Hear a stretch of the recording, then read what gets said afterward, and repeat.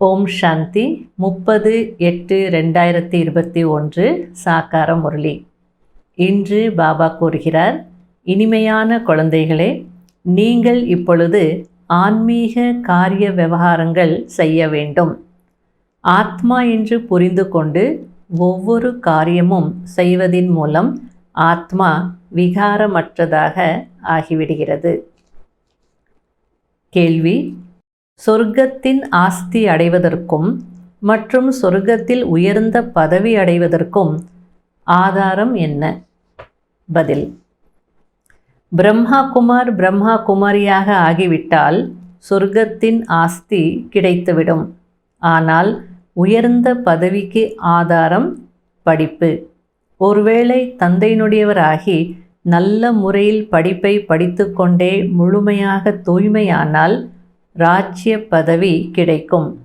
யாராவது முழுமையாக படிப்பை படிக்கவில்லை, கர்மபந்தனம் இருக்கிறது, முழுமையாக தூய்மையாகவில்லை என்றால், மேலும் ஷரீரத்தை விட்டுவிட்டால் பிரஜைகளில் சாதாரண பதவி அடைவார்கள்.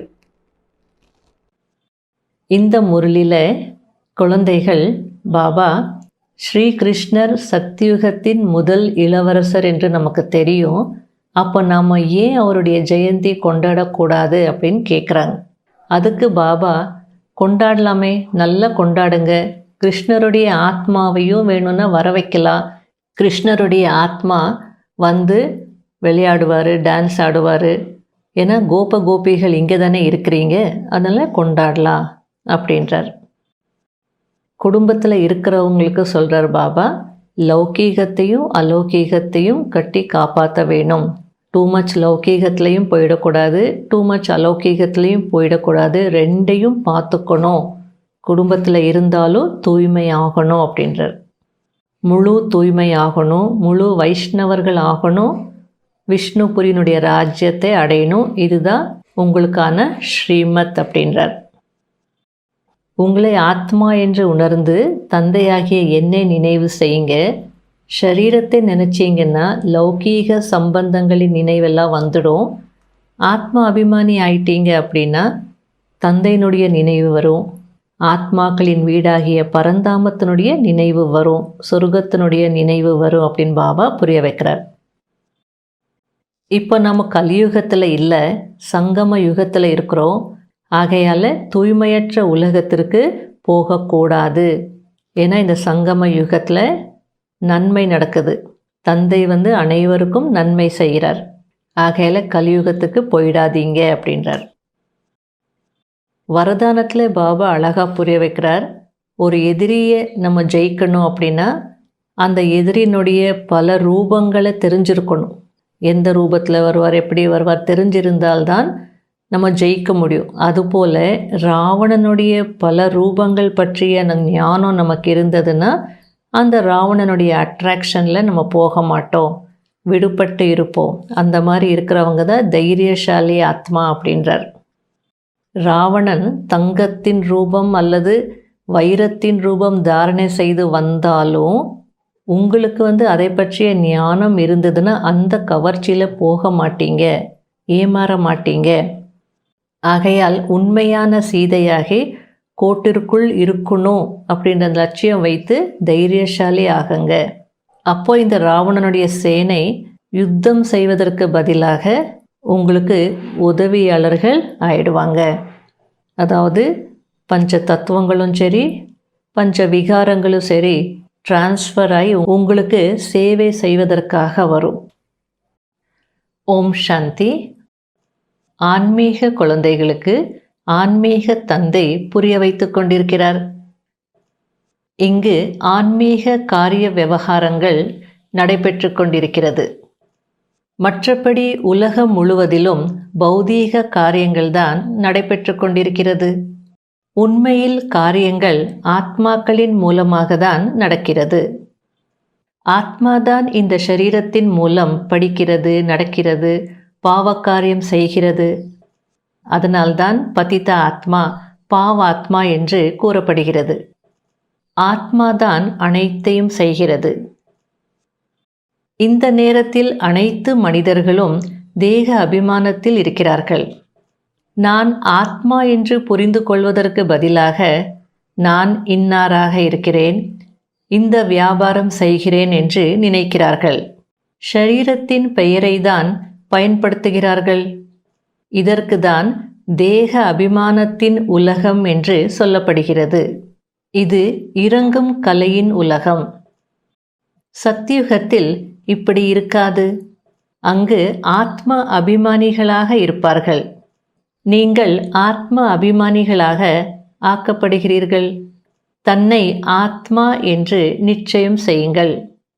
நான் ஆத்மா இந்த ஷரீரம் என்ற ஆடையை அணிந்து நடிப்பை நடிக்கிறேன். அந்த நடிகர்களும் விதவிதமான ஆடைகளை மாற்றி நடிப்பை நடிக்கிறார்கள்.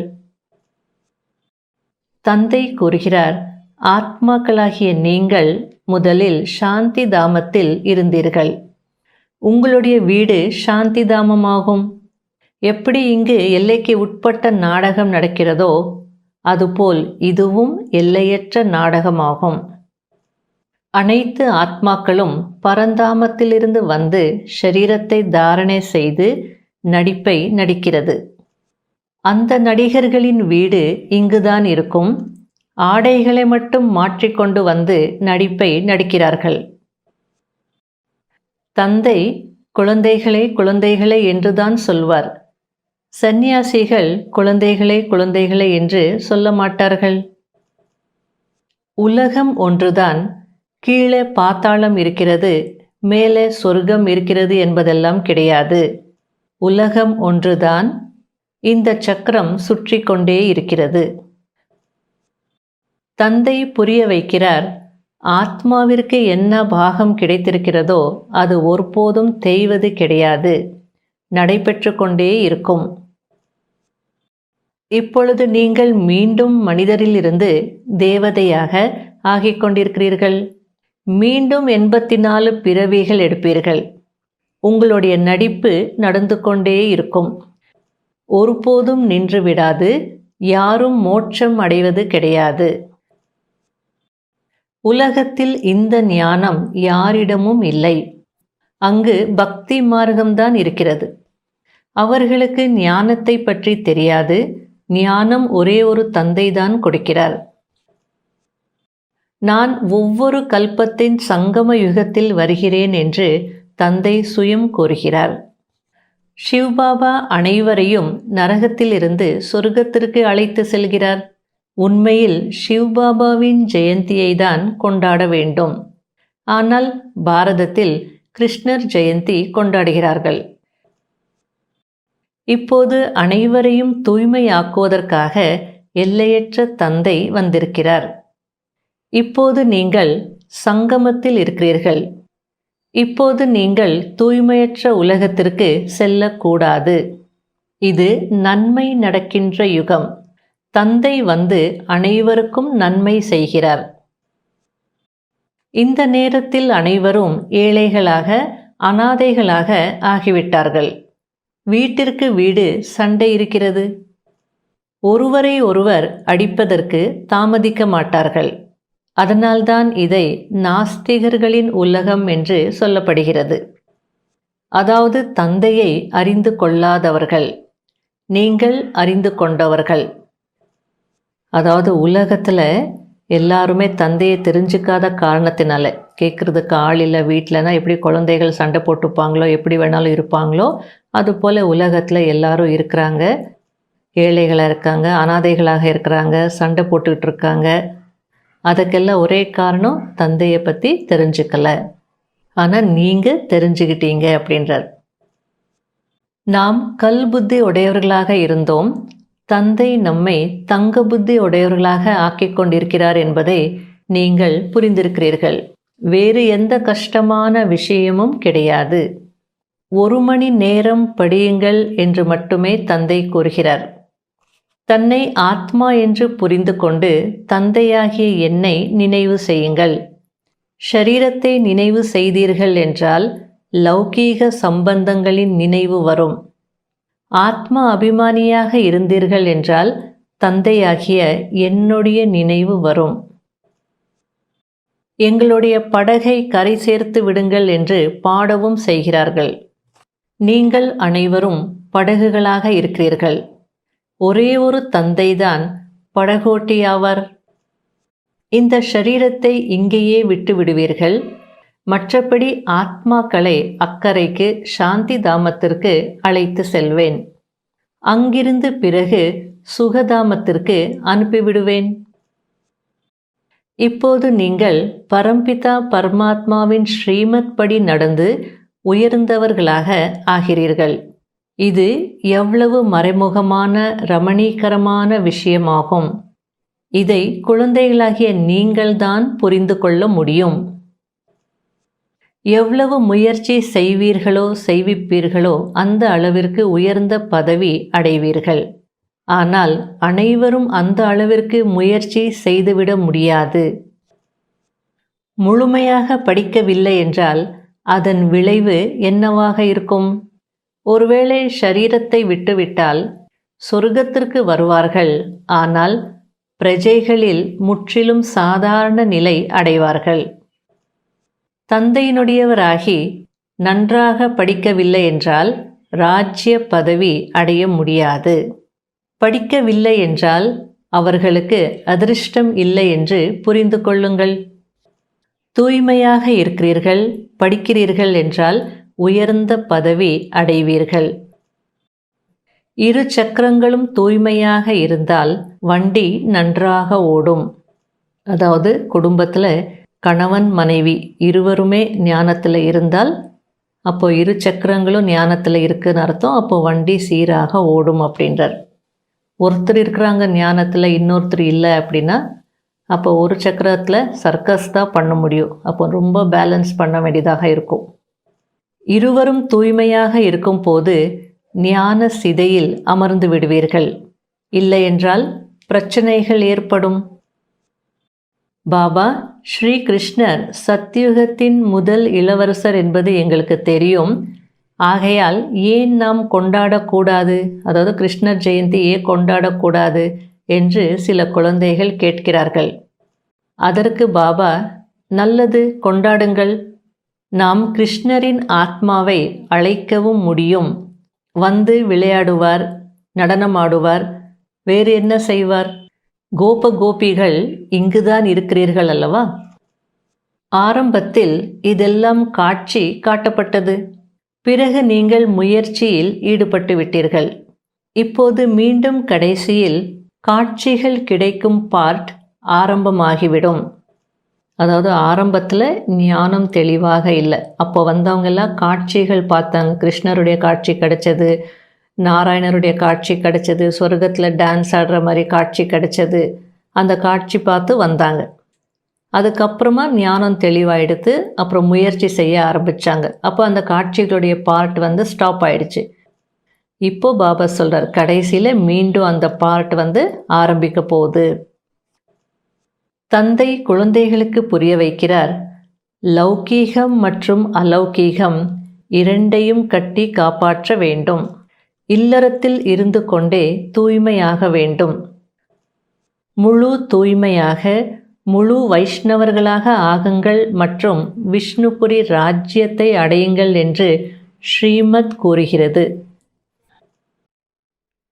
கடைபிடிக்க வேண்டிய முக்கியமான சாராம்சம். முதல் பாயிண்ட், யோகத்தின் மூலம் கர்ம பந்தனத்தின் கணக்கு வழக்குகளை முடித்து தூய்மையாக வேண்டும். ஞான சிதையில் அமர வேண்டும். முழுமையிலும் முழுமையான வைஷ்ணவராக, அதாவது தூய்மையாக ஆக வேண்டும். ரெண்டாவது பாயிண்ட், தனது அமைதி என்ற சுய தர்மத்தில் நிலைத்திருக்க வேண்டும். அனைவருக்கும் சாந்தி தர்மத்தின் நினைவை ஏற்படுத்த வேண்டும். ஒருபோதும் அசாந்தி அடையக்கூடாது. வர்தானம், ஞானத்தின் மூலம் ராவணனின் பல ரூபங்களை அறிந்து கொண்டு அதன் கவர்ச்சிகளில் இருந்து விடுபட்டு இருக்கக்கூடிய தைரியசாலி ஆகுங்கள். எந்த குழந்தைகள் ஞானத்தின் மூலம் ராவணனின் பல ரூபங்களை நல்ல முறையில் அறிந்திருக்கிறார்களோ அவர்களின் நெருக்கத்தில் கூட அது வர முடியாது. அது தங்கத்தின் ரூபம், வைரத்தின் ரூபத்தை தாரணை செய்தாலும் அதன் கவர்ச்சியில் வரமாட்டார்கள். அப்படிப்பட்ட உண்மையான சீதைகளாகி கோட்டிற்குள் இருப்பதற்கான லட்சியம் வைத்து தைரியசாலிகளாக ஆகுங்கள். பிறகு இந்த ராவணனின் பல ரூபங்களின் சேனை யுத்தம் செய்வதற்கு பதிலாக உங்களுக்கு உதவியாளர் ஆகிவிடும்.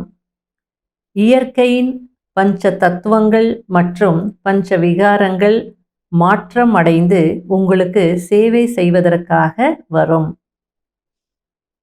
ஸ்லோகன்: சேவைகளில் வெற்றி அடைய வேண்டுமென்றால் பணிவு என்ற விசேஷ தன்மையை தாரணை செய்யுங்கள். ஓம் சாந்தி.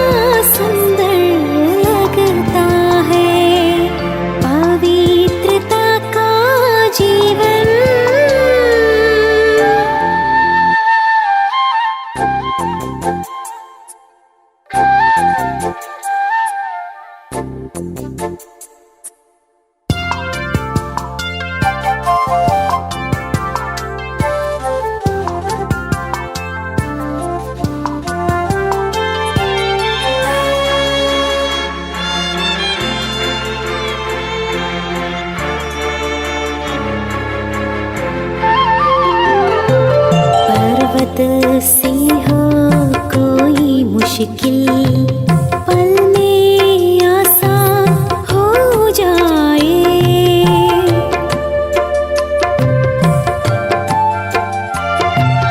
ये पल है ऐसा जो एक पल में लाखों के भाग्य जगा